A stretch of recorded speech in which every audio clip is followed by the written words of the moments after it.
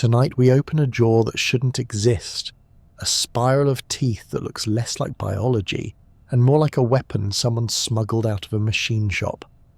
Evolution didn't just sharpen this predator's smile, it built a chainsaw and bolted it to its face. What you're about to see is real.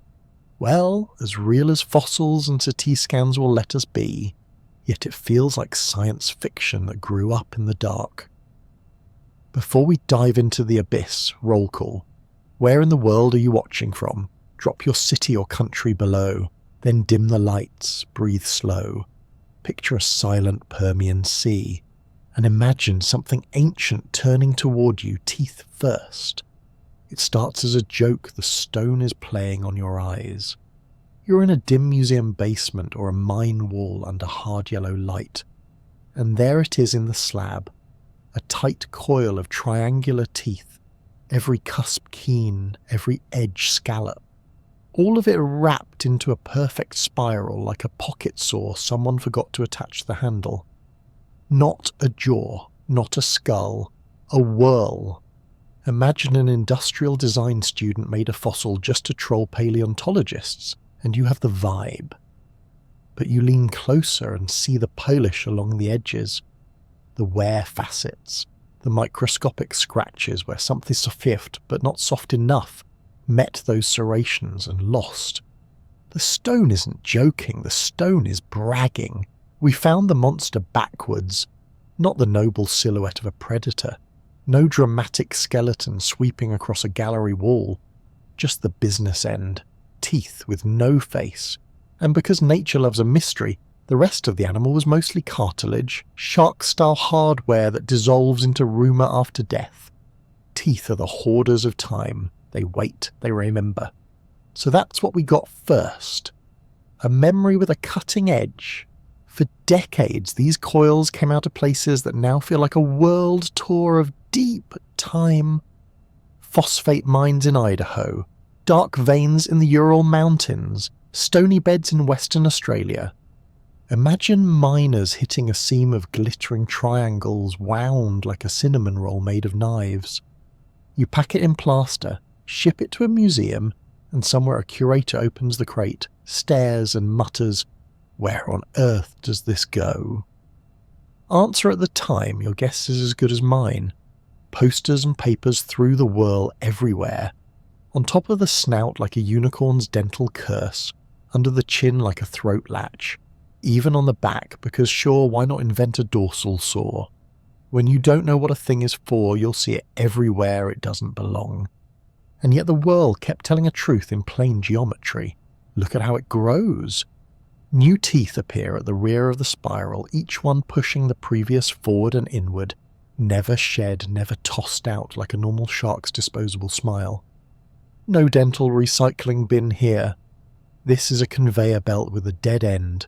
Teeth roll forward, get older, and then retire into the inner coil still attached, preserved for life like medals pinned on a jacket you never take off. That's not ornament, that's function. If you have ever used a can opener, you know the trick. Grab, pull, slice in an arc. The whirl is the can opener, prey is the can never wins. Put your finger gently on one of those teeth and feel the curve of the cutting path. The serrations don't point straight down like a guillotine. They trace a spiral that drags whatever it bites toward the throat. Physics is doing the choreography. When the jaw closes, it's not just clamping, it's translating motion. Downward force into inward pull, a smooth, terrible glide.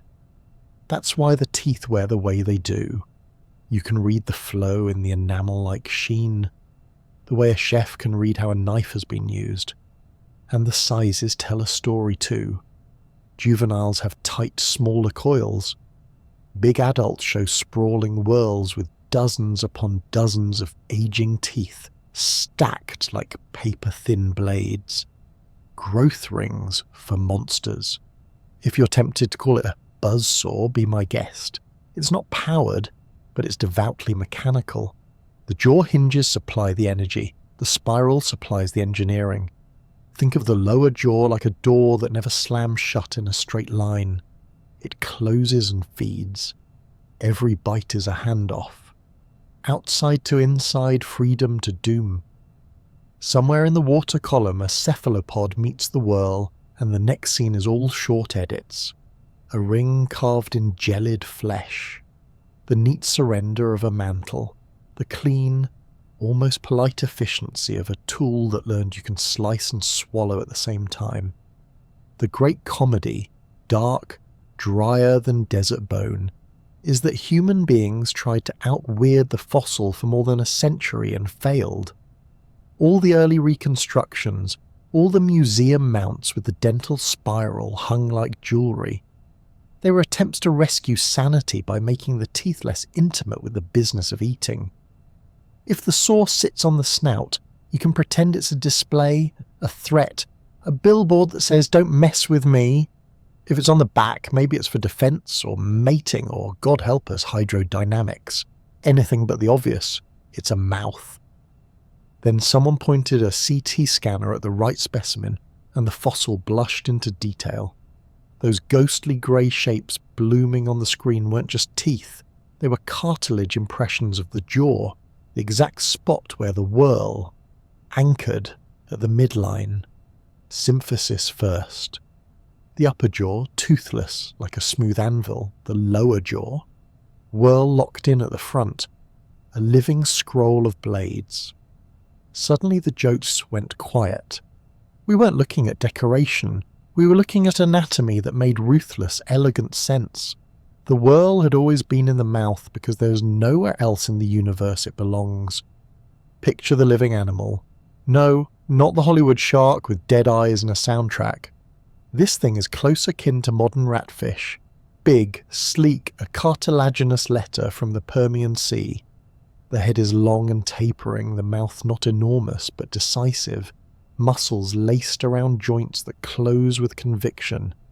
Behind the lips, the spiral waits, a glossy staircase of teeth spiraling inward. The first bite doesn't need to be perfect. The geometry forgives you.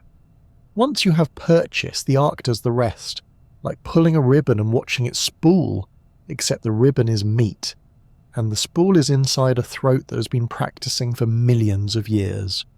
Why a spiral at all? Because straight line and waste motion. Because if you're designed to feed on soft, agile prey, squid relatives, ammonoid bodies writhing beyond their coiled shells, grabbing and drawing in is more efficient than smashing. The whirl is a contract between evolution and opportunity. I'll give you endless teeth, it says, but you must keep them all, reuse them, wear them into a path that turns hunger into a mechanism. You don't shed, you archive. Your dental history is your autobiography, written in bite marks and polish. Every tooth a page turned inward where the story gets darker and the sentences get shorter. Hold one of these fossils, carefully, reverently, and you feel the weight of repetition. Each tooth is nearly the twin of the last, triangles marching in perfect obedience, yet each bears tiny differences. A chipped edge here, a bevel deepened by habit there. The outermost cusps are keen and young. Deep in the coil the old warriors sleep, dulled but not gone. Some whirls show repairs. Teeth are braided into smoothness, as if the animal ground its own blade on the world.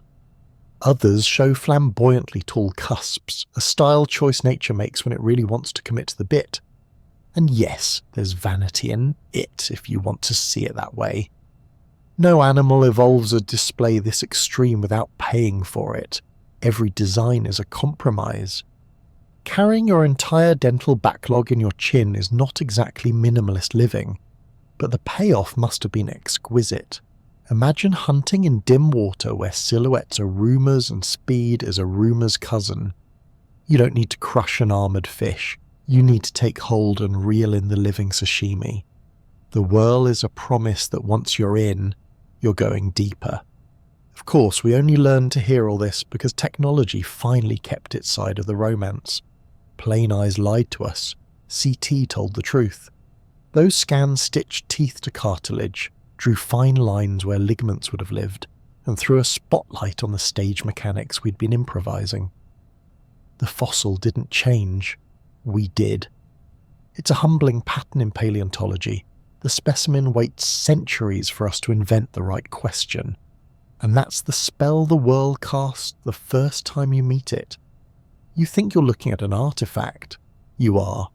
But it's also a process frozen in scroll form, a blueprint for feeding that doubles as a diary, and a quiet insult to our idea of normal jaws. We were raised on hinges that bite straight down and get it over with. Helicoprion looked at that plan and said, "Cute. Now let me show you how to make a mouth that moves the world toward itself." There's a moment, if you let the fossil have it, when your brain stops insisting on tidy categories. Not shark, not sword, and not saw, a living spiral, a conveyor of teeth, a problem to be inside of. You can keep every early diagram, every incorrect mount, every museum label that hedged its bets.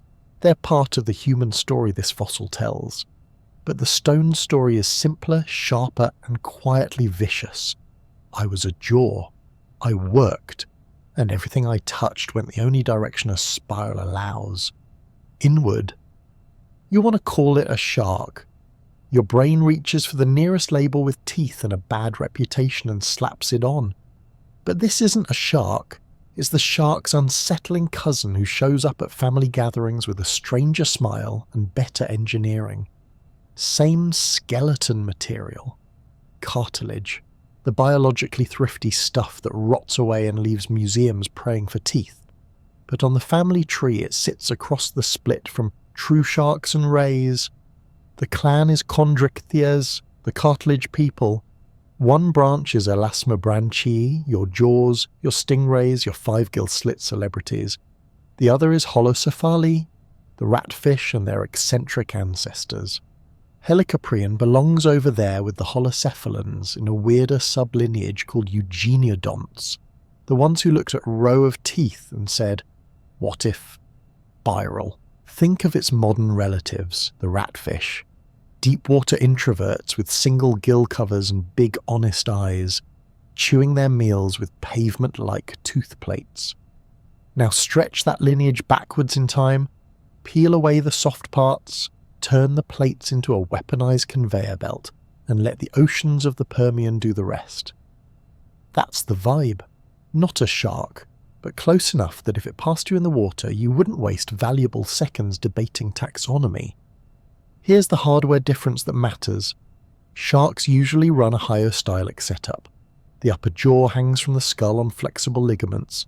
The lower jaw swings up, and the whole mouth can sling forward like a switchblade. Holocephalans go holostylic. Upper jaw fused tight to the cranium, a built-in anvil, while the lower jaw does the heavy lifting against that steady roof. Helicoprion likely played that holocephalan game, trading flashy jaw protrusion for a brutal, stable bite surface to drive its tooth whirl against. No showy swing, just decisive mechanics. Blade meets block, prey meets geometry. That lone gill opening, covered by an operculum you see on modern ratfish. We don't have soft tissue fossils to prove Helicoprion wore the same mask. But its membership card in the holocephalan crowd makes it a good bet. 5 open slits are a shark's calling card. One guarded gap is the ratfish signature. Either way, when you're the thing with the spiral in your chin, your silhouette is already doing the marketing.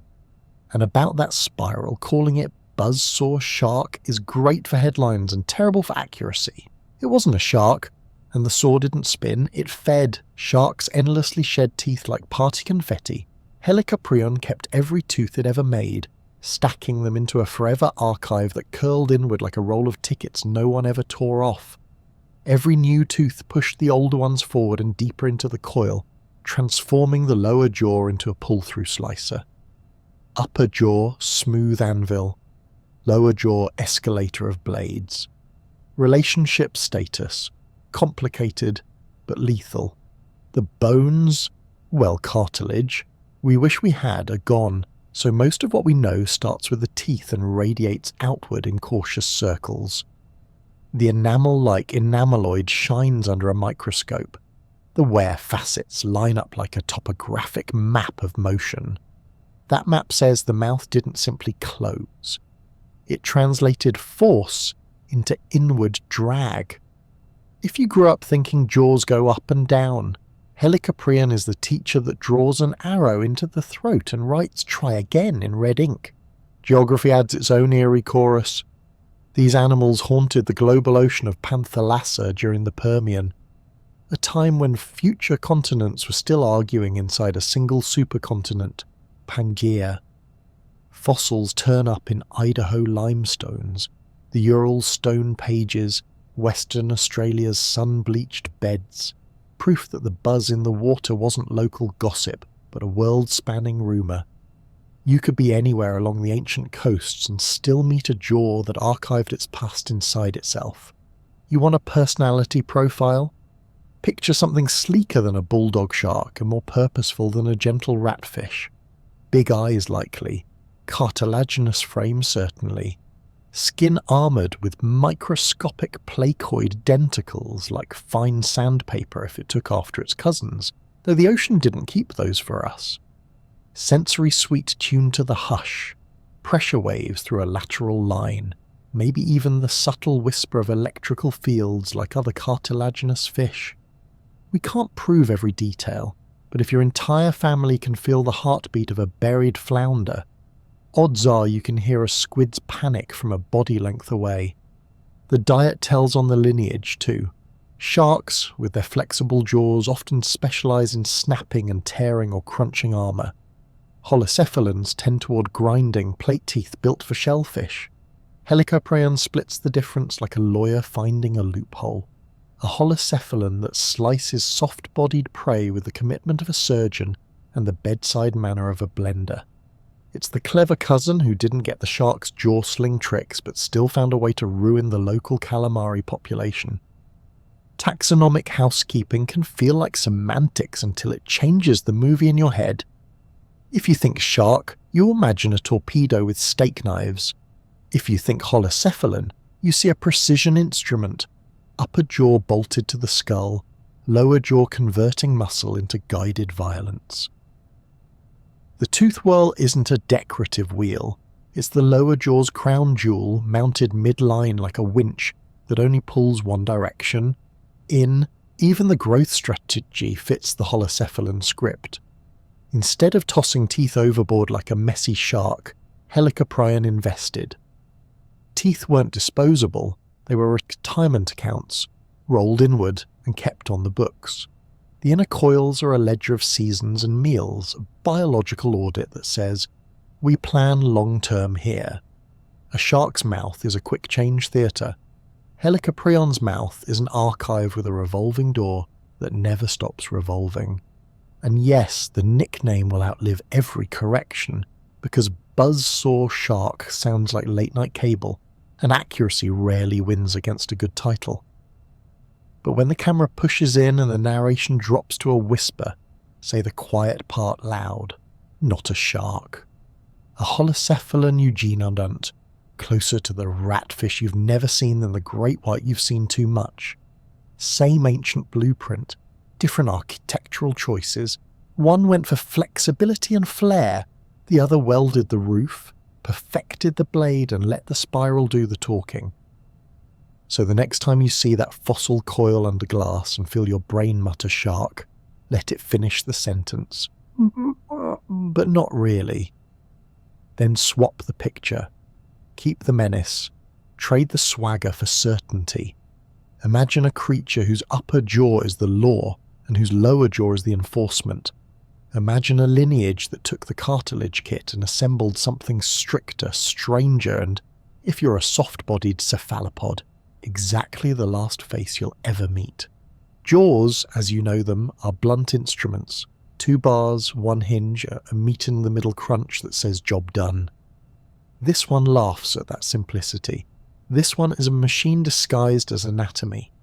A feed system hiding in plain sight. You don't close it so much as initiate a process. The moment the lips part, the spiral's outer edge is already poised like a hooked question mark, and the only answer it accepts is inward. Start with a conveyor. Most predators print and discard teeth like receipts, use, lose, replace. The spiral is an economy with no trash day. New teeth bud at the back, each fresh triangle pushing its elders forward and inward, locking them to the band, no shedding allowed. Imagine a roll of movie tickets that never tears, just keeps winding the oldest stubs buried in the coil's heart. The outer edge is the present tense, keen, high-crowned, serrations crisp as microsaw blades. The deeper you go, the older the story gets, the teeth worn to satin where meat once slid. It's not decoration, it's a track. Now, geometry. Lay a finger on the rim of a spiral and drag along its curve. You can feel how every millimetre prefers to travel inwards.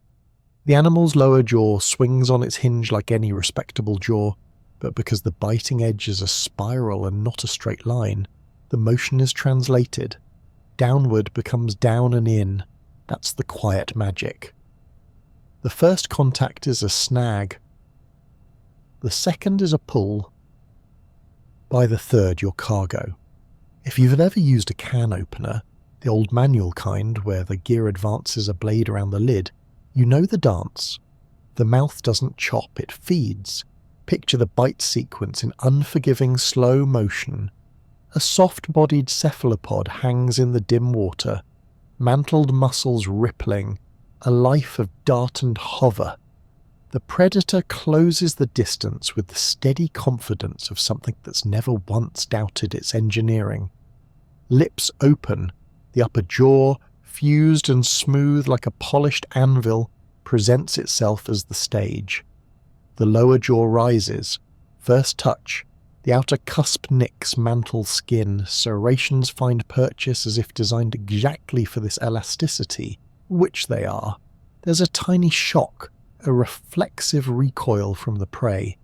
That recoil drags more flesh across teeth shape to punish movement. The next millisecond, the curve takes over, and the spiral does what spirals do. It invites you inward and does not understand the word no.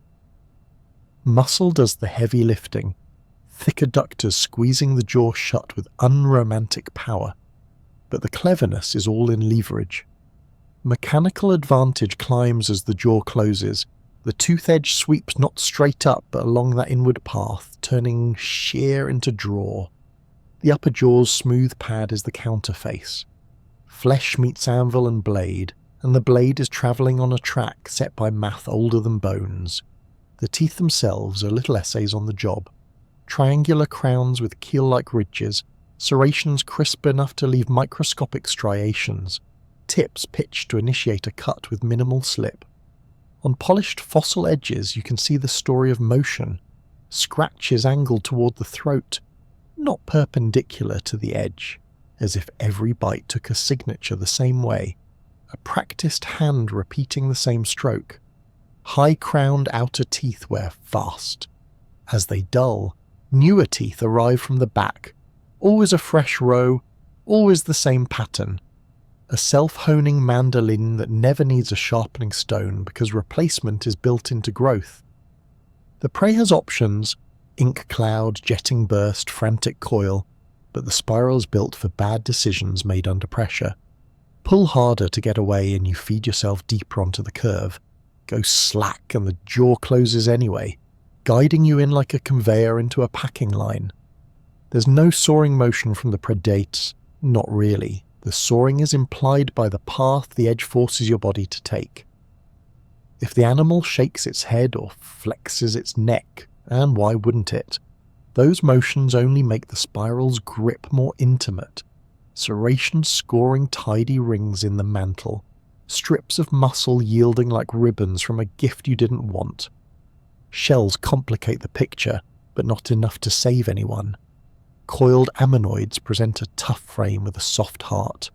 The spiral doesn't need to grind the whirl of calcium carbonate, it simply ignores the architecture. A bite at the shell's aperture, where the body protrudes, and the same rules apply. Edge meets flesh, flesh advances inward along the preset arc. The animal feeds through the doorway without ever asking the door to move. Even when an ammonoid tries the oldest trick in the world, retract, barricade, hope, The spiral's curved draw rewards the persistent. You only need a few millimeters of purchase to start the inward trip. Hydrodynamics gets a cameo. Closing a mouth underwater makes currents whether you mean to or not. The spiral's inward sweep likely set up a local flow field that encouraged food to go where the jaw wanted it. Low-pressure micro-eddies kissing the throat. A slipstream reading, "This way, please." It's not suction feeding like a bass. It's passive cooperation from the river you carry in your mouth. The body plan doesn't rely on this, it benefits from it. People always ask, but did it spin? Because our primate brains want motors. Number. It didn't need to. Rotation is expensive and anatomically awkward when your hinge has other plans. What looks like rotation is just a path. Each tooth's travel during the bite traces a little arc that seems to wind around the center of the coil, but the coil itself is rigid, anchored at the front of the lower jaw like a crown. The illusion of motion belongs to the prey, which discovers that every place it touches will deliver it deeper along the curve. There's probably a head tilt in the choreography, the kind of subtle yaw and roll you see when modern sharks rake through prey, but here it does more than show off. Tilt changes which segment of the spiral engages first. A choice of tooth heights. Take a lower, taller cusp if you need a deeper initial bite. Ride the shallower flank if you're trimming. The whole system is adjustable in the way a practiced hand adjusts a knife angle without thinking. Juveniles almost certainly played the same game at a smaller scale.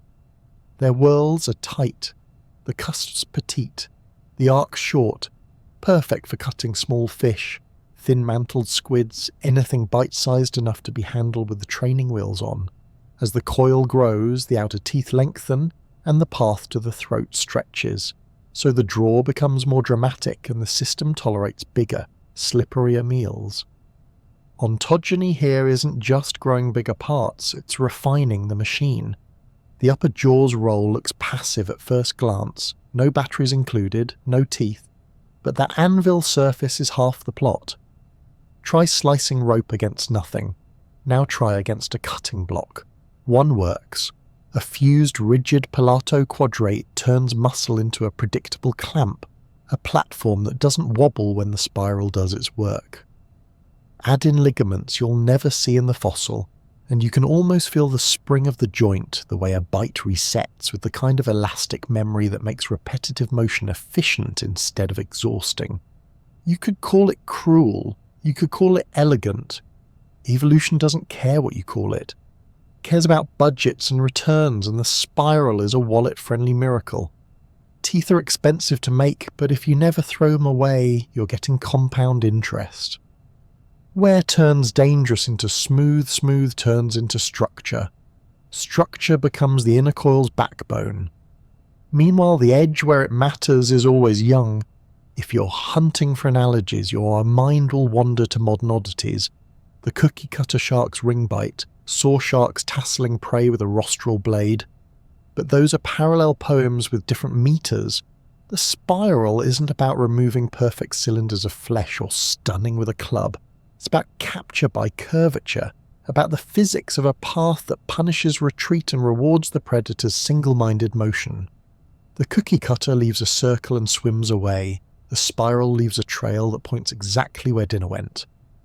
The last thing you notice, after the anatomy lesson has done its damage, is how low the drama actually is. No theatrical tearing, no cartoon goriness. The feed is tidy, cuts are clean. The mouth closes, the curve obliges, and a soft body becomes segments of itself in a sequence too fast for second thoughts. It's not that the animal is merciful, it's that the blade is competent. The Permian Sea is full of noise, reef hiss, fin beats, the hush of distant surf. And under that, somewhere in the column of blue-grey water, a geometric truth goes to work. Quiet as handwriting, relentless as a clock. Reconstruction never starts with certainty. It starts with a shadow on a screen, a ghost of cartilage pretending to be bone because the rock was kind enough to remember the empty space it once wrapped around. Picture a lab room at midnight, the big tube of a CT scanner humming, the fossil jacket sliding in like a secret. The first slices look like static, then the shapes cohere, pale grey halos of mineralized tissue, darker voids where cartilage once lived, and, attached to the front like an exclamation mark that never calms down, the tooth spiral. There's a hush in rooms like that when the data settles. Someone always leans closer, someone always whispers, "Oh." So that's where you sit. The whirl isn't free-floating jewellery. It locks into the midline of the lower jaw, the mandibular symphysis, anchored to what would have been Meckel's cartilage, the core strut of the jaw in cartilaginous fissures. Behind it the jaw branches to the left and right, forming an inverted wishbone that hinges back near the cheek. Above, the upper jaw is a fused bar, the holostylic anvil glossy and toothless, a platform instead of a blade. That fusion is a personality trait. Sharks throw their upper jaws forward like stage props. This animal bolts the roof down and dares you to argue with it. Once you know the architecture, you can start asking it to move. You segment the CT data, peel away the rock, and coax the digital bones to articulate. Joint surfaces align, the condyle nests into its cradle, and the jaw begins its arc. It doesn't swing wide like a crocodile trying to impress you. It closes with purpose, a neat, powerful sweep that keeps the tooth edge travelling in a curve whose mathematics is written by the spiral's own geometry. In slow motion, the outermost teeth trace little crescent paths that converge toward the throat, as if the air itself had decided which way dinner ought to go. Now add muscle, not the actual tissue, it rotted into folklore 280 million years ago, but the lines of action you can infer from attachment scars and from the rules every jaw obeys. Big adductor bundles would have run from the skull down to the lower jaw, short and thick, optimized for force rather than flourish. The in lever is the distance from those muscle insertions to the jaw joint. The out lever is from the joint to the biting edge. You don't need a calculator to sense the outcome. A system tuned to trade speed for crushing control at the end of the stroke, where it matters. As the mouth closes, mechanical advantage climbs. The last degrees of rotation are the meanest. Set a test object in the mouth, digitally first, a cylinder the size of a squid mantle, or the soft body of an ammonoid. Nudge the jaw shut. The first contact is at the whirl's outer lip, the serrations catch, the curve takes over, and that test object obediently rolls inward along the cutting path. There is no slipping out sideways because the path is not a line. It's a corridor with slanted walls. Even if the prey jerks, the geometry translates chaos into forward progress. You can fake rotation in software, but you don't need to. The spiral impersonates a winch simply by being a spiral. The upper jaw's roll, revealed in those scans, is almost rude in its simplicity. Be there, be hard, be fused. A polished occlusal pad, cartilage cushioned in life, stone still in death, turns the lower jaw's moving blade into a two-part machine. The effect is exactly what a chef gets from a good cutting board. The difference between hacking against air and making a clean, guided slice. Each tooth is a little wedge with micro serrations, and when wedge meets pad, tissue has only one place to flee, deeper into the spiral's arc. If you're a fan of tidy hypotheses, here's the moment to savour. Early artists mounted the whirl on snouts and backs because they couldn't stomach the intimacy of a blade in the mouth. The CT cuts that romance down. You can see the flare of the symphyseal cartilage where the coil roots, the way the lower jaw's front is built to carry that weight. A snout mount would need different supports. A dorsal placement would be pure fantasy.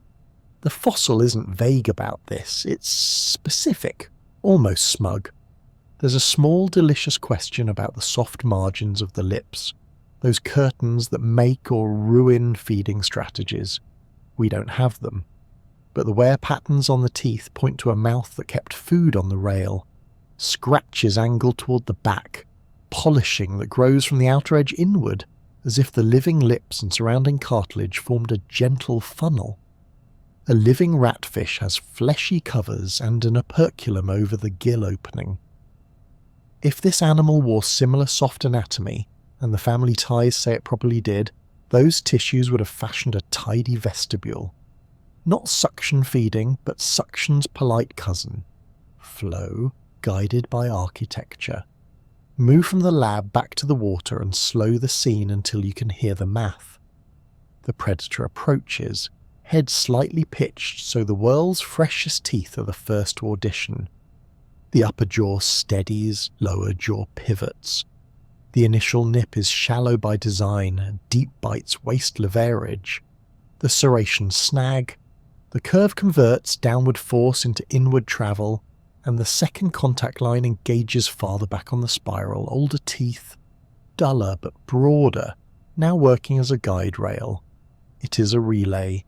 Capture, draw, compress, pass along. If a headshake happens here, and it likely does, the lateral motion isn't theatre. It's a way to keep fresh edges visiting new flesh while the arc continues to wind. Finite element daydreams, those coloured stress maps engineers love, tell a consistent story. Stress peaks at the symphysis where the coil bolts in, then fans up the jaw toward the joint. A fused upper jaw spreads the load like a proper beam. The world's base is thick, not because nature felt ornamental, but because bending moments are merciless to thin parts. Every millimetre of extra thickness at the root buys a margin of safety when you're converting muscle into shear. What about the inner coil, those graveyard teeth that never see the light? They aren't dead weight, they're structure. The inner spiral stiffens the whole assembly, preventing the working edge from flexing under load. Think of it as integrated rebar. And evolution is frugal. The teeth that no longer cut still carry the blade that does. Juveniles give you a free masterclass in design scaling. Small whorls, tight radii, short tooth heights. Their arcs are compact, perfect for small prey that can be fed into the throat in 1 or 2 crisp cycles. As the animal grows, the coil's radius expands and the outer cusp height climbs, changing the bite path's curvature. The draw becomes longer and stronger, the system tolerant of larger, slipperier meals. You don't need new software. You let geometry age into menace. There's a pet myth that insists the world must have spun like a saw blade, as if some hidden motor lurked under the chin. Biology rolls its eyes. Spinning requires an axis, clearance, and muscles devoted to rotation instead of closure. None of that anatomy shows up where it must. The spiral creates the illusion of rotation by sending tissue around a centre as the jaw closes. It's a trick of path, not parts. Try a different prey in the reconstruction, a shelly ammonoid peeking from its coil. The mouth doesn't have to conquer the shell, it has to exploit the geometry of the opening. The outer teeth seize the exposed mantle, the arc drags it inward, and the rigid upper jaw pins the slippery muscle against the whorl's edge. Even a partial bite starts a failure cascade. Retreat pulls you deeper. Bracing locks you in place for the next squeeze. A few cycles and the shell is just set dressing for a meal in progress. Could the animal back off and take a second pass? Of course. The elegance of the whirl isn't that it demands perfection, it's that it forgives turbulence. Miss by a centimetre and you still catch skin. Catch skin and you still initiate the draw, and the machine corrects the rest. Good predation isn't drama, it's error tolerance. If you want to get doctrinal, you can count the degrees. At 10 degrees of closure, the outermost teeth engage. At 20, the contact migrates inward along the whirl. At 30, the highest mechanical advantage arrives.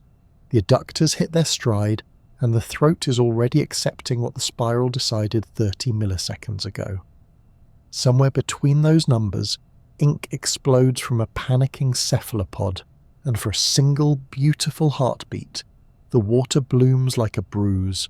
It doesn't help. 3D printing takes the poetry out of your head and hands it to you. Paleontologists have printed whorls, printed jaws, articulated the plastic on workbenches with rubber bands standing in for tendons, because sometimes touching the geometry is the only way to convince yourself you're not inventing things. Those models bite clean. The plastic prey slides exactly where the scans promised. You can close the model's jaw with 2 fingers and feel the moment when the mechanism stops being sculpture and becomes inevitability. And after all the modelling and math and very patient staring, the reconstruction leaves you with a feeling that's half admiration, half insult. Our jaws are blunt. Our teeth are clubs shaped like punctuation. This jaw is a thesis. It says, make every movement do 2 jobs. Closing should also pull, grip should also guide. Teeth should not be moments, they should be a memory that keeps working. We spent a century putting the spiral in the wrong places because we were protecting our idea of what a mouth is allowed to be. So here's what it is, finally and without apology, a lower jaw armed with a perpetual scroll of teeth, anchored to a fused upper anvil, converting muscle into an inward glide path with the calm of a machine that never breaks because it never needed to be complicated. The bite doesn't happen. The bite proceeds, and once it starts, the outcome is no longer a choice, only a direction. Start with a menu that swims, not the armoured kind, no dinner that fights back with geology. Think silken muscle, creatures that move by pouring themselves forward. The Permian seas were full of that. Coiled ammonoids cruising like living pastries, straight-shelled nautiloid holdovers gliding like ivory spears, and squiddish cousins, soft bodies with fins and jet nozzles, threading the water between reefs of sponges. If you're a jaw that slices instead of crushes, that world looks like a buffet laid out by a very understanding universe. Picture an ammonoid at dusk. The shell is a spiral of lime, beautiful and mostly irrelevant, because the important parts live right at the aperture. The mantle bulging out, sensory tentacles testing the wet air of the sea, a little funnel under the head, the hypernome ready to blast a jet and yeet the body backwards at the first whiff of trouble. Trouble arrives with the politeness of inevitability. A shadow resolves into edges. There's a suggestion of a mouth, but the feature you'll remember is the coil of teeth catching the faint light like a bracelet made for violence. One small mistake, one exploratory reach of soft tissue too far from the shell's edge, and the first tooth kisses skin. Serrations grip. The spiral makes a promise and keeps it. Soft prey is where this design cashes in. The world doesn't need to snap bones or shatter armour, it only needs purchase. Once the outer cusp takes a bite of mantle, the prey helps complete the transaction. Squid relatives specialise in panic propulsion, jetting backwards by blasting water through that nozzle. But panic plus a spiral equals doom by geometry. The harder you pull away, the deeper you ride the curve. It's like trying to back out of a screw thread by yanking straight along its axis. You don't escape, you advance. A few milliseconds and the cut becomes a draw, the draw becomes a glide, and the glide becomes ingestion. Whatever ink cloud the prey managed to cough into the water spreads like a bruise the predator doesn't care about. You can't black out a machine that feeds by touch. The upper jaw's smooth pad is the unsung hero of this kitchen crime. Every chef knows you don't carve in mid-air, you brace. Here the brace is cartilage fused to the skull, turning each tooth into a tiny guillotine that never quite falls straight, but always falls inward. The first pass scores rings into muscle, not unlike the tidy circles a mandolin leaves in a cucumber, if cucumbers could scream and sprint. Second pass meets resistance from connective tissue. that white, stubborn music that holds bodies together. Good news for the predator, serrations adore connective tissue. They bite and pull fibres apart like overconfident zippers. Calamari is the obvious joke, but it's not wrong. A mantle is a mantle, whether it graces a modern squid or a Permian not-quite squid. There's no chitin plate to fight through, no bone scaffold to argue with, no thick armour to crack, just layers of beautifully aligned muscle, engineered by nature for speed, accidentally optimised for becoming ribbons. Think sashimi, but with malice. What about the shell crowd? Ammonoids look safe until you notice they're basically armoured apartments with the front door permanently open. The world doesn't negotiate with doors. It reaches in, pinches the tenant, and starts the rent collection process with interest. The shell is a decorative obstacle. The only truly important real estate is that soft margin between outside and inside. Even a cautious predator only needs fingertip purchase, 1 millimetre of mantle, and the spiral takes it from there. Retreat shoves more flesh onto the edge.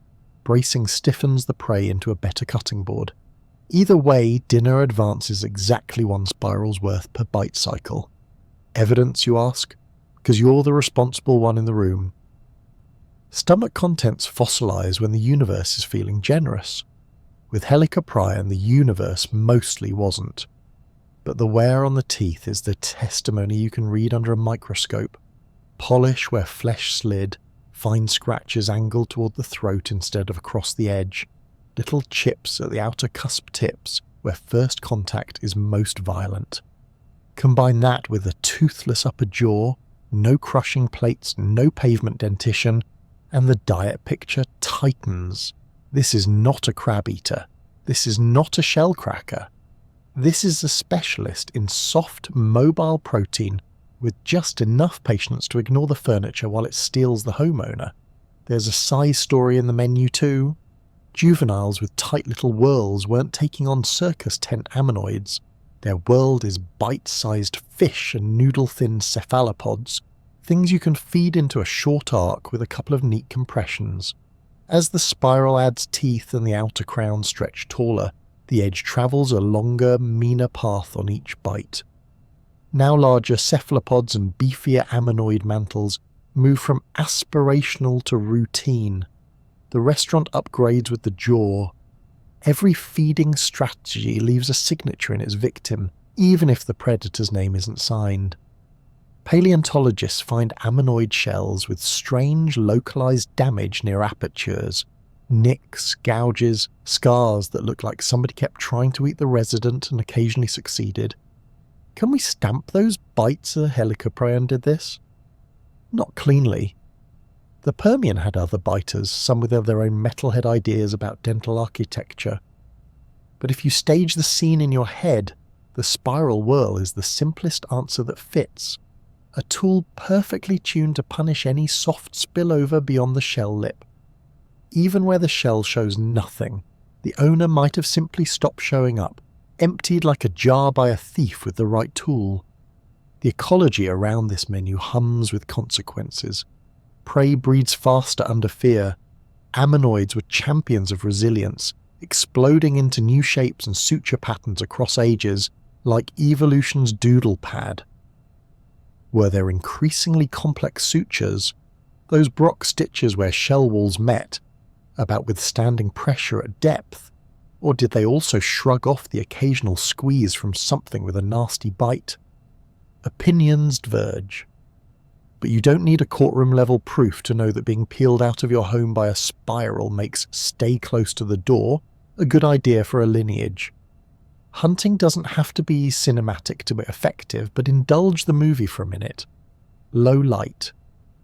The predator cruises slightly below its target to put the whirl where gravity, and in water gravity is mostly an attitude, wants prey to fall. The lateral line whispers of pressure waves. A faint flick tells of a fin stroke ahead. Closing speed is measured, not reckless. The first bite is almost delicate, the way a pickpocket's first touch is gentle before the wallet disappears. Then muscle takes over and gentleness becomes a word for people with different jaws. 2, 3 compressions, and the water fills with that electric silence prey makes when it realizes it's now multiple pieces. Could fish make the menu? Of course. A soft-bodied fish is still soft-bodied, and a spiral doesn't care if you had fins or tentacles 5 seconds ago. But fish come with more spines, more bones, more opportunities for a tooth to meet something rude and chip. You can see that reluctance in the wear, plenty of polish, not much battering. The whirl is a cutlery set chosen by someone who orders the same thing every time because it's always excellent. The real trick this jaw pulls has nothing to do with the food's name and everything to do with flow. Water resists sudden change, so do bodies. The spiral co-opts both. Closing the mouth sets up a microcurrent that helps coax flesh inward, and the path of the teeth converts every twitch into forward motion. All that wasted energy prey throws into thrashing becomes the little pushes that slide it farther along the edge. That's engineering you can brag about in any century. If you're searching for a living comparison, the closest is a manual meat slicer crossed with a paper shredder that loves cephalopods. Cookie-cutter sharks leave neat circular wounds and swim away like pranksters, and saw sharks club and rake dramatic and messy. Our spiral-toting friend doesn't decorate, it completes. What's left behind isn't a spectacle, it's an absence where a body used to be. On rare, generous days, the rock records the aftermath in confessional scraps, coprolites, fossil poop, with ghostly impressions of soft tissue or tiny hooklets from ancient cephalopod arms, sedimentary smears that say somebody with cartilage in their skeleton had a very good day. None of those coprolites come stamped with a brand, but when you lay the hooklets next to a whirl and imagine them sliding past those serrations, the fit is too neat to ignore. Soft parts go in, the world forgets they were ever articulate. You can almost feel the selection pressure from the other side. Be faster, stay nearer to the shell lip. Evert the hood sooner. Jet before the shadow shows the teeth. In a long, slow arms race, every prey lineage throws small bets at surviving the spiral. The predator responds by growing the arc, sharpening serrations, refining the angle. There's no grand strategy, there's only iteration. The sea keeps score with populations, not victories. Now, if you want to humanize the monster, and you probably do, imagine the learning curve of a juvenile. First encounters are clumsy, bites mistimed, prey escaping in messy bursts of ink and attitude. But practice is a merciless tutor. The whirl rewards the right motions, a slightly higher pitch of the head to set the outer cusp, a brief pause mid-closure to let the draw begin before the squeeze, a lateral shrug that peels the cut a little deeper. By the time the jaw has added another dozen teeth, the hunter moves like a habit-wearing skin. There's an elegance to the waste it doesn't create. Crabs leave shell graveyards. Big sharks leave chunks and confetti. The spiral leaves very little, because everything it touches follows the same path to the same exit. Predation here is almost administrative. Intake, processing, throughput. The Permian Sea is loud with other dramas. This one hums like a well-oiled shop in the back room, where the sign on the door says employees only, and the employees are very, very good at their jobs. So yes, call the dish calamari if it makes you smile. Add with consequences if you want to be honest. The consequences ripple outward. Ammonoid behaviour tuned to doorways, squidkin favouring speed over swagger. An entire food web that learns in a million small unconscious ways to respect a shape of tooth that punishes hesitation. Somewhere in that vast old ocean, a spiral met a mantle, and because it worked, it kept meeting mantles for millions of years. Evolution took the order, found it easy to fill, and never bothered to complicate the recipe. Measure a monster by the tool it refuses to put down. In this case, the tool is a spiral, one that scales with the body like a signature that grows louder with age. The smallest whirls fit in your palm, tight as watch springs. The big ones fill a dinner plate and then some, each new tooth unfurling the radius a little farther from the centre. Paleontologists love these coils because they are growth made visible. Every triangle is a timestamp. You don't have to guess whether the owner got older. The fossil literally curls the calendar into itself. Body size piggybacks on that calendar.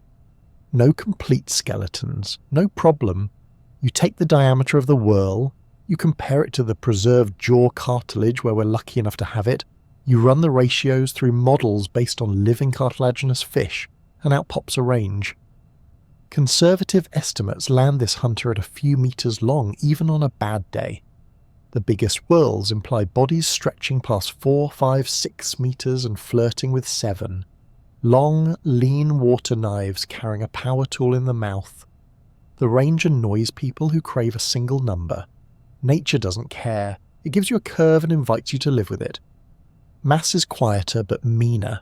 Length is theatre. Mass is physics. Double the length, and mass wants to jump by something like 8 if shapes stay similar. Muscles respond. Jaw adductors thicken like braided rope layers. Cross-sectional area climbing with size, ready to turn the hinge into a verdict. Somewhere in that scaling is a sweet spot, enough muscle to drive the spiral with authority, not so much head that you ruin the hydrodynamics. That balance is the animal's whole personality. It's not a sprinter with a giant underbite, it's a steady cruiser with a closing argument. Speed is where the body writes checks the jaw can cash. A cartilaginous skeleton keeps weight down and flexibility up. Fins, whatever exact outlines they wore, would have been tuned for low-cost travel, the kind of motion that lets you patrol a thermocline for hours until the buffet announces itself. Modern ratfish cruise with a lazy dignity. Sharks with heterocircle tails sprint when they must, but mostly glide. Put that vibe into this lineage, and you get a predator that doesn't telegraph intent. It doesn't need to explode, it needs to arrive. Short bursts are a gravy. The real trick is being there with minimal fuss, then letting geometry finish the sentence. If you crave numbers, the math of the bite offers friendlier ones than swimming speed ever will. Think of the whorl as an edge at radius r from a centre bolted to the chin. Close the jaw by a small angle delta theta, and the edge doesn't just move vertically. It sweeps an arc whose length is approximately r times delta theta, but tilted inward by the curve of the spiral itself. That means every tiny degree of closure drags prey measurably toward the throat. Scale up the animal, scale up r, and the draw per degree climbs. A juvenile grabs noodles and ribbon fish. An adult takes a dinner that fights back and still ends up travelling the same direction, in. Tooth height multiplies the effect. Those outer crowns on big individuals stand taller, presenting a higher initial hook to catch slippery muscle. Once engaged, successive slightly shorter crowns behind them act as a cambered ramp, guides more than blades, so the prey doesn't just get cut, it gets seated. In engineering terms, the spiral builds its own fixturing as it bites. In ecological terms, the menu can afford to get bolder with age. Age itself isn't in the bones, it's in the teeth. Sharks shed their diaries one page at a time. This animal bound its chapters into a book it carried forever. Count the teeth in a whorl, and you count opportunities to infer a tempo.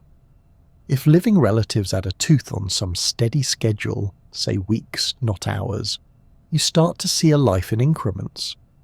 Periods of tighter spacing might whisper of fast growth, warm water, plenty to eat. Wider spacing could hint at lean seasons or colder currents. Not certainty, signal, but it's more than most fossils give you. The jaw is an autobiography that refused the shredder. Bite force isn't a single number either. It's a graph with an attitude problem. Closing jaws trade speed for torque as they near the end of the stroke. The spiral weaponizes that trade. Early in the bite, when speed matters to catch slick prey, the long-out lever from joint to tooth tip gives you reach. Later, as the mouth nearly shuts, levers shorten, the adductors hit their strongest range, and the mechanical advantage spikes. That's when connective tissue gives up. That's when rings of mantle become manageable strips. You could put a steak in there and get deli slices whether you meant to or not. Hydrodynamics meets dentistry at the lip. Big animals move big water. Even a careful approach pushes a bow wave, a pressure hill in front of the face that nervous prey can feel. That should be a problem, but the mouth's architecture turns it into a feature.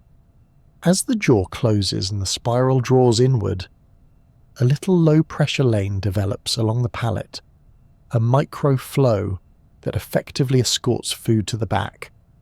You don't need full-on suction feeding, you need a current that doesn't argue. Scale the head up and the microflow scales with it, so adults get more help from the water column than juveniles do. Efficiency isn't speed, it's grace. Teeth keep the receipts for all these claims.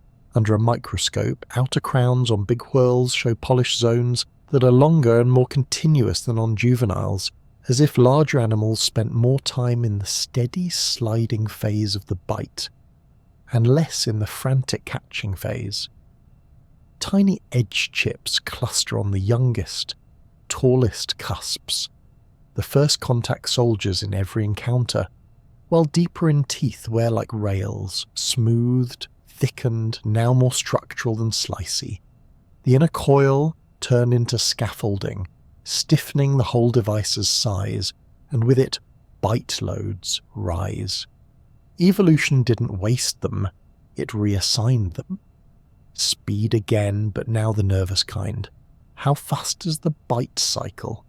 Muscles have limits, tendons recoil, joints prefer certain cadences. Modern sharks can snap a jaw shut in fractions of a second when motivated, but this lineage traded pop-out upper jaws for a fused anvil. Translation: fewer flamboyant lunges, more efficient closures.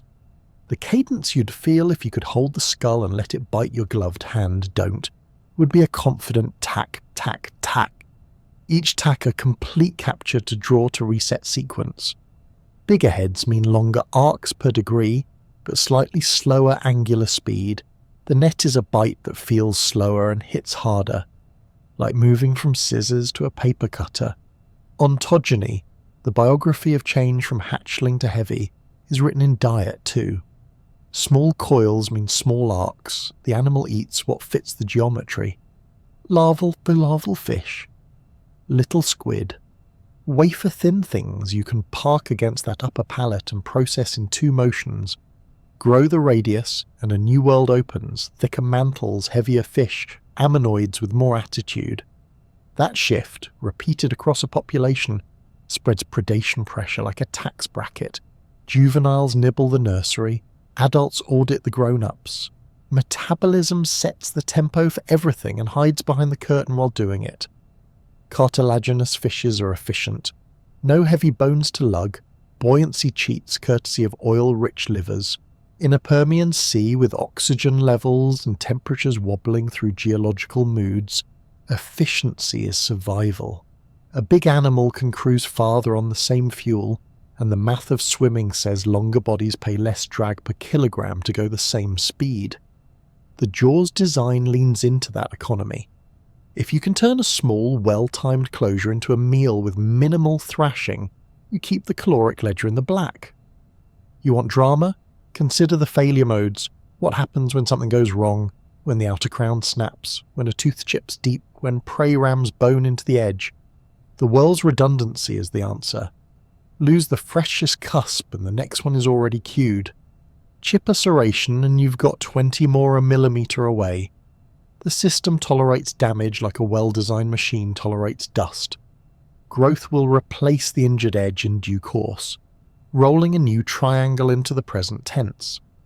Maintenance is synonymous with the living. We make a fuss about speed because speed is flashy, but the lineage's most ruthless math lives in reliability. The coil never resets to zero the way a shed and replace dentition does. It ratchets.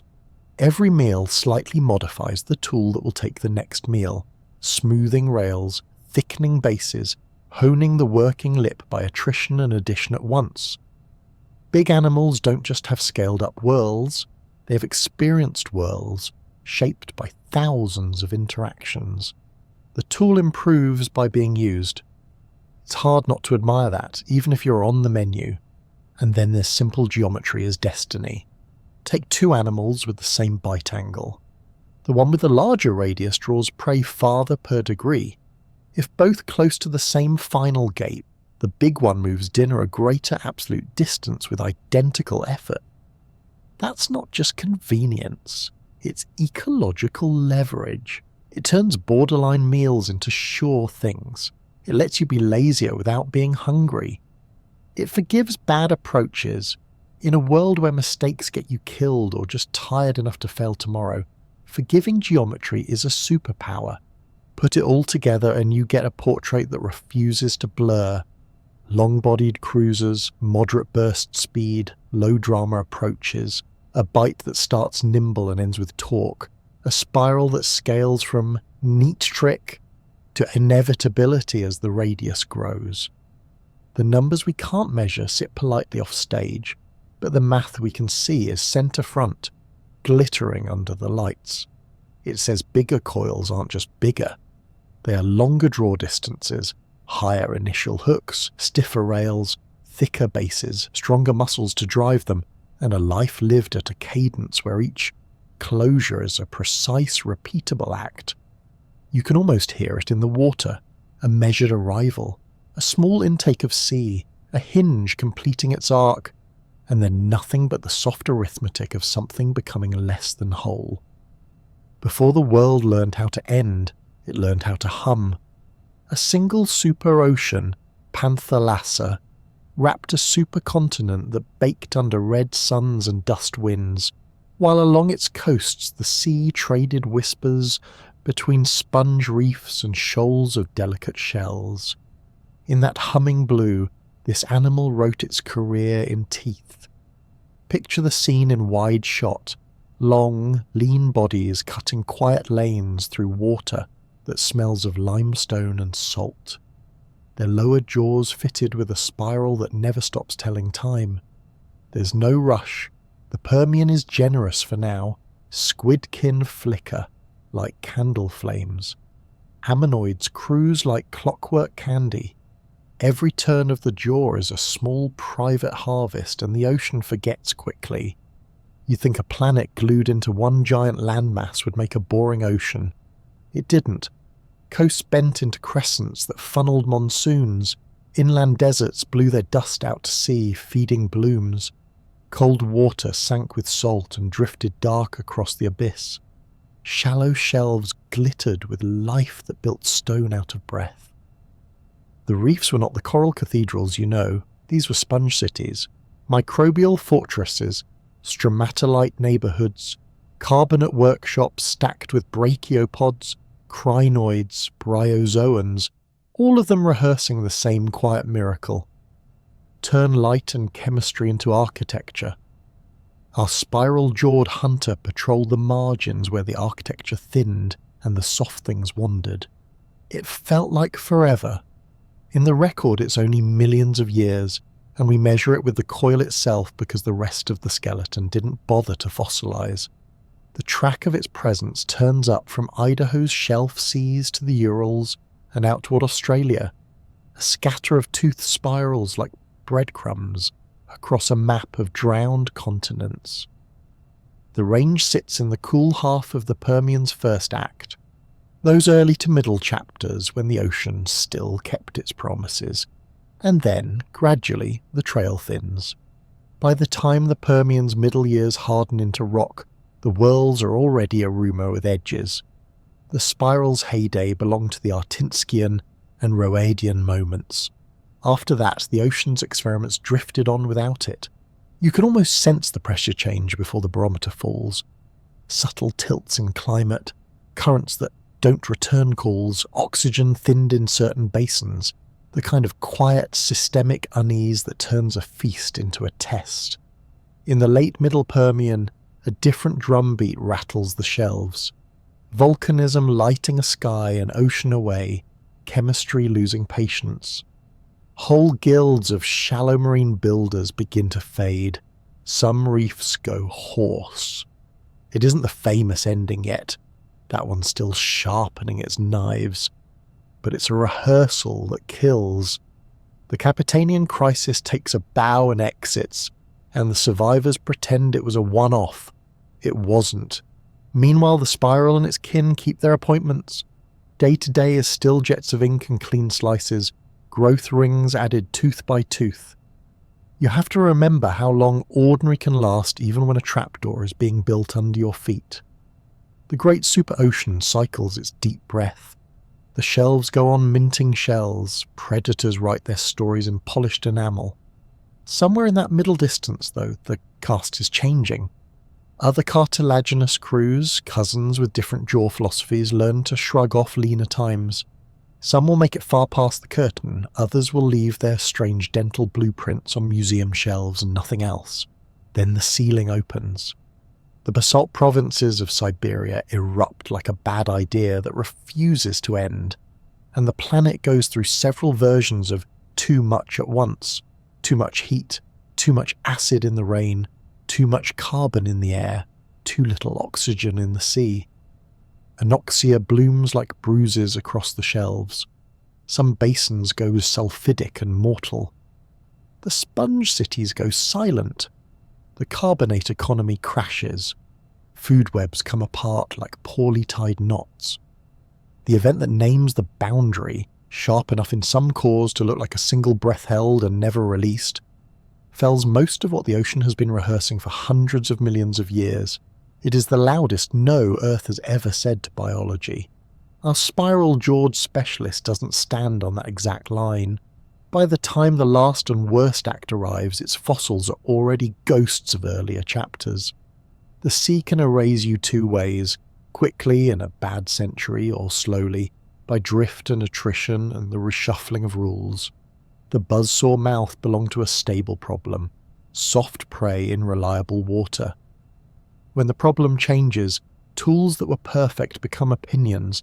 The order it came from, the stranger branch of the cartilaginous family, throws a few survivors across the boundary, nimble models with different dental math. One sleek cousin will glide into the Triassic like a rumour of the old world. But the spiral itself does not. It's an idea too precise for a new ocean. Stand at a cliff face where the Permian tips into the Triassic and run your hand along the change. Below your fingers, thick beds busy with the signatures of crowded shelves. Above, thin, hungry layers, sediments that look like the ocean forgot how to breathe. Somewhere down section lie the coils that look like jokes until you realise you're the punchline. Somewhere up section is a different sea learning, different tricks, staffed by opportunists, generalists, and a few lucky inheritors. The spiral's absence is part of the story the same way a missing character is, in every scene where you keep expecting them to walk in and they don't. The temptation, telling it forward, is to pretend the world aimed at this ending, that the Permian was always a countdown. It wasn't. Life is earnest and local. A hunter with a jaw like a clock lived on the strength of ordinary evenings, the tilt of a head, the brief incision, the quiet press of food into the throat.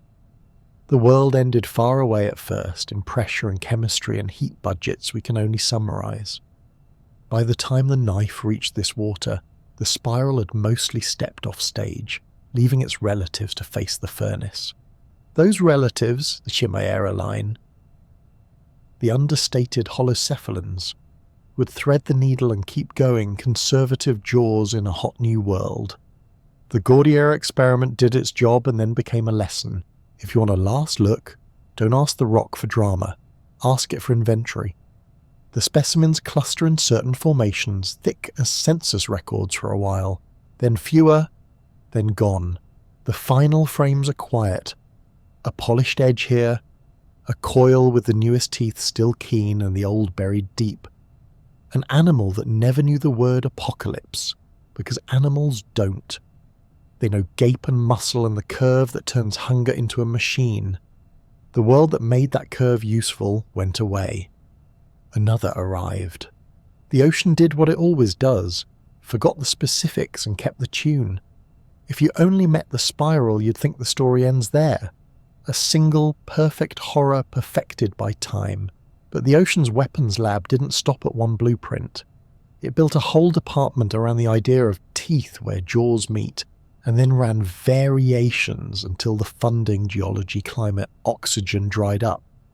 The family portrait is a gallery of prototypes. Saws, scissors, rakes and rostrums. Everything pinned to the midline like evolution's favourite joke. Start with the rule they all break.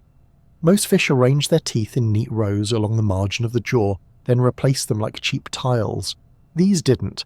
They stacked tooth families in spirals and arcs at the symphysis, the dead centre seam where left and right jaws kiss, sometimes only below, sometimes both above and below.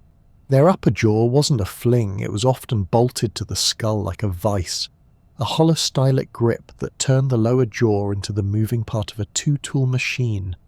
Many probably cruised without pelvic or anal fins, just overbuilt pectorals riding on long internal struts. A different silhouette, a different way to steer, a different kind of menace. Not sharks in the modern sense. Holocephalans, closer to today's ratfish, except armed like engineers on a deadline.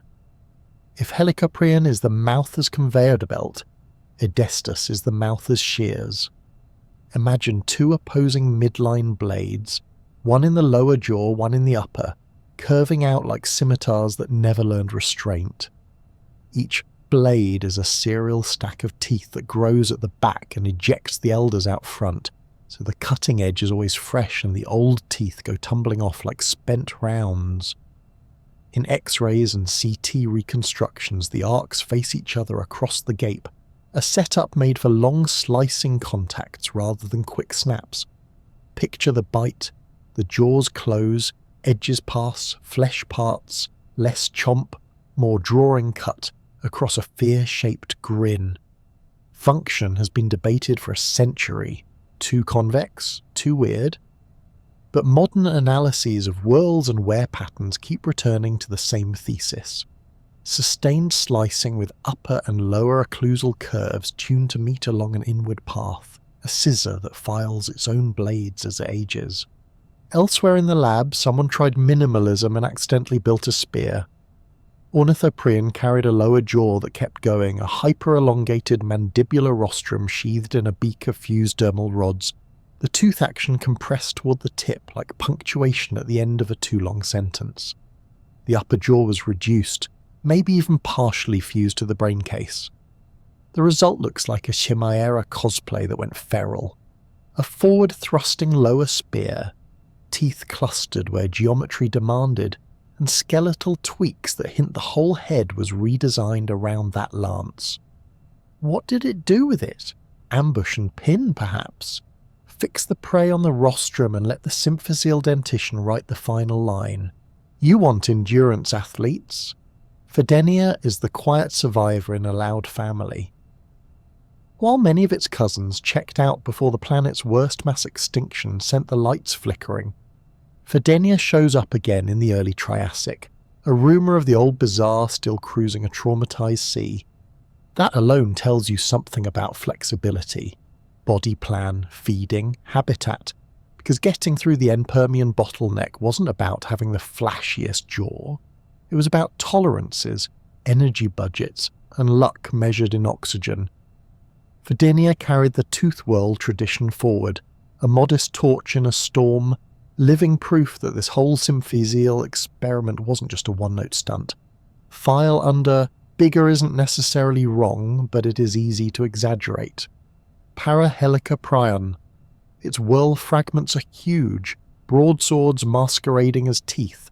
So of course the myth machine whispered 30 meters, and largest fish ever. Reality is stricter. Size estimates from incomplete whirls are treacherous hikes across thin ice. Still, the scale of the crowns is jaw-dropping, and the family resemblance to Helicoprion is unmistakable. Forward-raked, blade-like teeth mounted on the midline of the lower jaw, probably paired with pavement teeth laterally for processing. Think industrial slicer with the built-in prep counter. Huge, very likely, absurdly huge. The jury, with better CT and better statistics, tends to balk. Then there's the helicoprionid deep cut, the names that sound like lost villains. Agassizodus, Campiloprion. Agassizodus has been shuffled and refiled by a century of taxonomy, but the gist remains: a helicoprionid-style midline whirl paired with crushing plates off to the sides, as if the mouth wanted to be two restaurants at once, slicer in the centre, pavements at the flanks. Campiloprion, big shark-shaped eugeniodont with a name that literally means curved saw. Its fossils hinting at a swept whirl geometry and a body tuned for long, low-drama patrols. These are the prototypes you sketch between epiphanies. Same symphyseal thesis, different punctuation. And because evolution loves a loophole, some branches didn't just tinker with teeth, they rewrote head architecture. Sarcoprion from Permian Greenland packed sharp symphyseal teeth above and below upper and lower midline hardware, on a skull that seems to have welded the upper jaw to the cranium. The lower jaw carried a compact whirl, the roof of the mouth bristled with backward-facing triangles, a 1-2 arrangement that reads like a patent for capture and retain. The result is a grin designed to turn almost got away into stayed for dinner. If you pan out far enough, a pattern emerges. This clade, the eugeniodonts, kept betting on centralization. Put the dangerous part at the midline where both sides of the skull can focus force. Fuse the roof so the floor can move with purpose. Simplify the outline of the fish so the machinery at the mouth can afford to be complicated. The details, pelvic fins absent or vestigial, pectorals riding long radials like outriggers, palatar quadrate fused or reduced, are all compromises toward the same goal. Make the bite a guided event, not a collision. It's a design philosophy, as consistent as it is unsettling. A few of these oddballs even threaded the boundary the spiral itself, likely missed. Cassiodus, small by family standards, is one of the names that peeks out on both sides of the line, with Carboniferous species in the American mid-continent and a disputed Triassic representative from Canada. Not glamorous, not memeable, but durable. Proof that in this family, the quieter morphs sometimes lasted longer than the scene stealers. What stitched this cabinet of curiosities together wasn't body shape, it ranged from shark lean to ratfish odd, but a dental economy that refused waste. Tooth whorls grew continuously, recording lives in enamel and dentine. Some ejected old teeth to keep edges perfect, others archived them into structural inner coils. Either way, these fish treated teeth like infrastructure, not consumables. Their jaws were not moments, they were machines, and the machines didn't stay mysterious forever. High-resolution CT finally let the ghosts of cartilage speak. It nailed the spiral to the lower jaw's midline in helicoprion. It mapped how certain upper jaws fused and how the bite path pulled instead of merely pinched. It treated Edestus's scissor arcs and their occlusal curves like real parts instead of Victorian fever dreams. The story didn't get less weird, it got clearer, which somehow made it worse in the best way. So yes, family of freaks, but not carnival freaks, precision freaks. Every genus a different answer to the same wicked prompt. What happens if you make the middle of the mouth the whole point? Some answers sliced, some seized, some archived, some survived the planet's worst bad day. Together they read like drafts in a notebook you weren't meant to find, smudged sketches of saws and shears and lances, annotated with little notes like, "Try a fused roof," and "What if the lower jaw never stops?" Evolution closed the notebook eventually, but the margins still cut. The early drawings looked like dares. Big sepia plates with a coil slapped on a snout like a dental unicorn, or stapled to a dorsal fin like a boat prop nobody asked for. or hanging under the chin like a grotesque beard of knives. You can forgive them a little. All they had were teeth, perfect, absurd spirals pried from shale, and a body made of cartilage that obligingly vanished. So they guessed. They guessed flamboyantly. Museum mounts followed the fashion. Handsome, useless beasts with buzzsaws where intimidation would photograph best. Visitors loved it. The fossils, meanwhile, kept not caring. You can almost hear the conversation between the old diagrams and the rock. The diagrams, surely this goes outside. It's dramatic, the rock. No. And for decades that no was faint, because the stone had kept only the blade and a rumour of the handle. Curators had drawers of spirals and no skulls to nail them to. A century is a long time to be confident in the wrong picture. Then someone rolled a specimen into a CT scanner and turned on the lights. The machine sang its quiet electronic hymn, and layer by layer the fossil opened like a book that had been waiting for the language to be invented. There it was, ghost cartilage, a shadow anatomy. The lower jaw's midline thickened where the whorl rooted, the flare of the mandibular symphysis like a landing pad for madness. Above, the upper jaw fused to the skull, smooth and toothless, an anvil masquerading as palate. The spiral wasn't ornament, it was infrastructure. The mouth wasn't a billboard, it was a machine. If you have never watched a digital skull come together from slices, it feels like necromancy conducted with patience instead of candles. Technicians segment the data, colouring voxels that belong to tooth, to cartilage cast, to rock, until the chaos becomes parts. They articulate virtual joints, test ranges of motion, make the creature bite the ghost of a squid-shaped cylinder. The result is deeply impolite. The outer teeth catch, the path curves, the prey advances. No spinning blades, no dorsal saws, just geometry being rude. Bad diagrams die hard, though.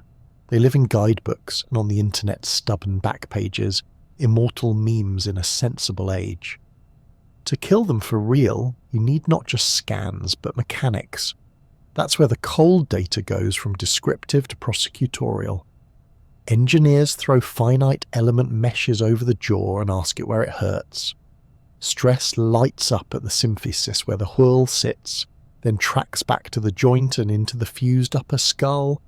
A dorsal mount would snap, a snout mount would twist the wrong bones. Only the midline lower jaw makes the force lines behave. The model isn't pretty, it's persuasive. Microscopes join the chorus. The outermost teeth, the ones that do the greeting, carry tiny edge chips, little half-moons of damage exactly where you'd put them if first contact is hard and frequent. Farther in, the teeth polish into satin, their scratches trending toward the throat like a field of tiny arrows. If this were a headsaw out on the snout, the wear would tell a different story. If it were a dorsal prop, we'd be looking at a museum prank. Instead, you get a mouth that records its own motion. Then there are the human hands that won't accept pixelated proof until they can feel it. Enter 3D printers and the petty vindication of plastic. Paleontologists print whorls and jaws at life size, pin them together with elastic that pretends to be ligament, and feed them sacrificial hot dogs because sometimes science needs dignity to wait outside. The test is simple. Close the jaw and watch. Meat doesn't slip away. It rides the curve. The upper pad braces, the lower whorl draws. You can do it with your eyes closed and still know where the prey went. Inward, as if the model and the scan and the phylogeny had all agreed to stop arguing and just demonstrate. Even the surrounding skull architecture, what little of it the rock bothered to keep, turned state's witness. Holocephalan heads favour fusion up top and seriousness below, an arrangement that makes sense only if the roof intends to be a block and the floor intends to be a blade. Those long internal fin supports, those simplified outlines, They look like concessions designed to keep the front end quiet so the mouth can be complicated. It's the opposite of the shark trick, where the upper jaw unhooks for a showy lunge. Here the roof is law, and the lower jaw is enforcement with a spiral badge. The pivot moment in the lab is always small. It's not a drum roll, it's a sigh. Someone scrolls through the CT slices, finds the particular frame where the whirl's base nestles into the symphyseal flare, and the room goes a degree quieter. The expensive machine, the years of misdrawn mouths, the field jackets carried out of mines and deserts, it all collapses into a single unambiguous fit. That's where you sit. That's where you always sat. We just didn't have the eyes yet. From there, the cleanup begins. Old mounts get retired to storage, labels get rewritten. New reconstructions show a lower jaw with a perpetual scroll of teeth meeting a smooth upper palate. The living animal re-enters the movie with its dignity restored and its horror amplified. Because honestly, it was less frightening as a unicorn saw.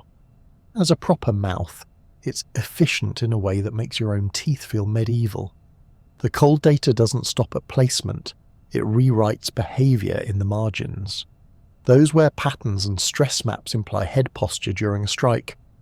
A slight pitch to present the freshest cusps first, a roll to favour one portion of the spiral depending on prey thickness. The jaw's lever arms suggest a bite that starts quick and finishes with torque.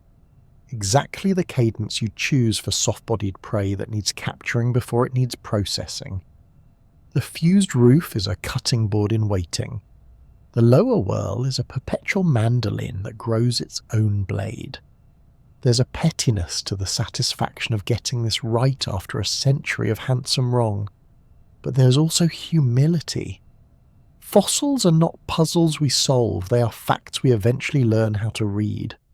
The whirl never moved. The mouth never changed its mind. Our diagrams flailed. The rock blinked slowly and waited for scanners, for software, for people willing to let the answer be weirder and more precise than the cartoon. And if you want one last little mercy, proof that reality can be both stranger and kinder than our guesses, consider what the scans took away as well as what they gave. They erased the fantasy of the spinning blade, the rostral saw, the dorsal prop, and replaced them with something subtler and worse. A mouth so well engineered that the act of eating looked almost neat. It's not a monster's trophy, it's a tool. The bad diagrams were baroque. The cold data is clinical, which somehow makes the Permian Sea feel closer. You can keep your unicorns. We have a jaw that works. What makes this jaw important isn't that it looks like a chainsaw, that it behaves like intent. Evolution, when it's feeling showy, throws horns and colours and frills. When it's serious, it builds machines. Here, an animal didn't just sharpen its smile, it turned its mouth into a process. Capture that becomes transport, that becomes ingestion, with almost no wasted motion. That should bother you a little. We're used to nature as spectacle. This is nature as workflow. Everyone always wants a moral from monsters, so here's one. Biology finds new rooms in the house by walking straight through the wall. A standard jaw meets in the middle and calls it dinner. This one rerouted the physics so closing would also draw. That change opens an entire design space where soft, agile prey stop being a problem to grab and start being a material to feed. Other lineages have flirted with the same principle. Moray eels invented a second pair of jaws to pull food backward. Cookie-cutter sharks carve rings and leave. But Helicoprion did the simplest rude thing. It made the first bite the conveyor. One movement, 2 jobs, no apology. And that tells you something about evolution's priorities, not beauty, not fairness, budget. Teeth are expensive, cartilage is cheap. If you can build a device that never sheds its parts, that archives them inside itself as scaffolding, you've hacked the ledger. The outer edge does the cutting, the retired teeth stiffen the system. That inner coil is the ugliest kind of thrift, the kind that works. Look closely and you can see the economy written in Polish and chips, like fingerprints on a well-used tool. The spiral isn't style, it's accounting. It matters because it breaks our intuition about weird being improbable. The world looks outlandish to us because we're tourists in deep time, confusing unfamiliar with unlikely. But for millions of years, the impossible jaw was simply what worked in a sea stacked with squidkin and ammonoids. It dominated a niche the way a clean algorithm outruns a clever hack, quietly, relentlessly, making the most complicated part of eating, the transfer from outside to inside, automatic. That's not freakish. That's competence. It matters to engineers too, whether or not they ever learn its name. A pull-through slicer with a built-in guide rail, a cutting edge that improves reliability as it wears, a mechanism that translates one motion into two outputs. This is textbook mechanical advantage smuggled into cartilage. Biomimicry papers won't gush about Permian jaws in their executive summaries, but the principles are timeless. Design redundancy into your edge, make wear transform into structure, align motion with the path you want your cargo to take. A mandolin dreams of being this jaw when it grows up. It matters because it humbles the story we tell about progress. We love to pretend evolution climbs ladders. It doesn't. It explores maps. The spiral was a route across a landscape of possibilities. A bold line drawn through a corner few lineages ever visited. It wasn't on the way to anything. It was the destination for as long as the ocean paid its rent. When the environment redecorated, temperatures tilting, oxygen sulking, chemistry rewriting contracts, the route fell out of favour. Not because it was bad, because it was specific. Specialization is a crown that fits until the room changes shape. It matters to paleontology in the pettiest, most honest way. It proves that being wrong in public is part of the job, and that the rocks don't care how handsome your diagram is. We stuck the whirl on noses and backs. The CT scanner rolled its eyes and put it where the forces make sense. That arc, from confident nonsense to reluctant clarity, is the field's heartbeat. The fossil didn't change, our questions did. Every time a new technique, micro-CT, finite element modelling, 3D printing asks a better question, an old myth retires and the animal gets truer. It matters because the jaw is also a journal. 1,000 shed teeth scattered across the seafloor tell you there were sharks. A single whirl kept tells you there was a someone. A lifetime, ring by ring, present tense at the rim, history tucked inside. Count the teeth and you can feel tempo. Read the scratches and you can see direction. The wear zones tell you what the prey's skin felt like. The chips tell you where the fight started. Lots of fossils give you silhouettes. This one gives you sequence. It matters because it teaches a gentler horror. That nature's strangest solutions are seldom baroque. They're pared down, no extra flaps, no accessory gears, a fused upper jaw to brace, a moving lower to drive, a spiral that handles capture and conveyance, the end. The more you understand it, the less it needs, and that's what makes it stick in your head. There is no showmanship for you to dismiss, only a mouth doing exactly what it was built to do over and over until the world changed the locks. It matters because it reframes the prey. We tend to make predators the protagonists and everyone else scenery. But the spiral is a comment on squid and ammonoids as much as it is on the fish that ate them. Soft bodies bred for speed make certain kinds of predators viable. Prey writes predators the way weather writes landscapes. The jaw is a marginal note in the cephalopod's autobiography.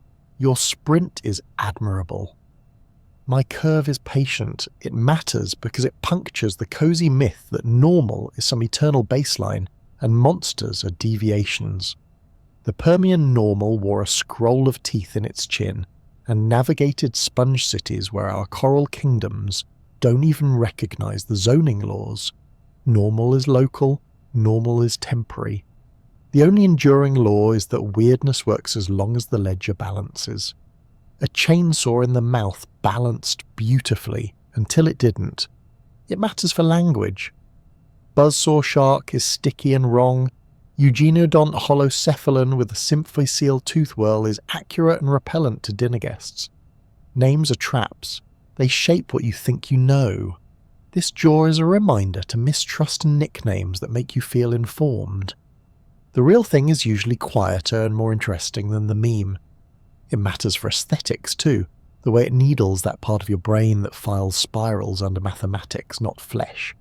Shells can be spirals. We've made peace with that. Teeth, less so. The coil in the chin is an affront to categories, a Euclid scribbling cartilage that converts geometry into appetite. That dissonance is part of the fossil's power. You're looking at a theorem that ate things. It matters because it recalibrates fear. Big triangular teeth are scary in a movie way, flash, crunch, red water. This jaw is frightening like a quiet machine behind a locked door. No spectacle, no tantrum, just throughput. In a world that loves its monsters loud, the most unnerving thing you can meet is competence. It matters because it plays nice with scale. Double the radius of the whirl, and each degree of closure moves prey farther. Growth isn't just bigger, it's more inevitable. The tool ages into authority. Juveniles practice, adults scarcely need to. Somewhere inside that scaling is a lesson about power, the kind you barely have to use to be obeyed. It matters because it throws a rope across disciplines. Biologists see development and constraint. Engineers see cams and feed rates. Mathematicians see curves. Storytellers see a villain with taste. The best fossils are bridges like that. Single objects that let different minds meet in the middle and argue productively about why a spiral feels so clean when it behaves so cruelly. It matters because it makes museums feel less like mausoleums and more like factories. A whirl in a drawer is not a relic. It's a part awaiting assembly, one that only becomes honest when you bolt it to an upper jaw you can't see and run it at the speed of a heartbeat you'll never hear. The work doesn't end with the label, it starts there. It matters because it ruins a lazy defense of design, that no one would build it that way. Someone did. Millions of times across millions of evenings, with excellent results. If you're hunting for intent, this is what actual intent looks like when no one is in charge. A spiral that pulls because pulling is efficient. An archive because throwing things away is expensive. A fused roof because wobble is waste. No blueprint, only selection. And yet, the machine hums. It matters because it leaves an outline on the future. After the Permian's worst days, the spiral is gone, but the lesson persists. Function can hide in forms we're tempted to laugh at. The next time a fossil comes out of stone shaped like a pun, fewer people will smirk. Somewhere a student will remember the jaw with the scroll and think, "All right! What does it do?" And if you insist on dragging it into your own life, because how can you not, there's a small, sharp counsel here. Make your motions do double duty. Let wear become structure. Archive the past inside the tool that faces forward. Be suspicious of pretty that doesn't perform and plain that performs beautifully. In the end, the world will change and your cleverness may age out of usefulness. But while the water fits your shape, make competence look like fate. That's why the chainsaw matters. Not because it's monstrous, because it's precise, because it turns hunger into geometry and geometry into history, and because once you've seen a mouth behave like a mechanism, it's very hard to look at biology as anything but a factory full of patents, half of them expired, all of them still cutting.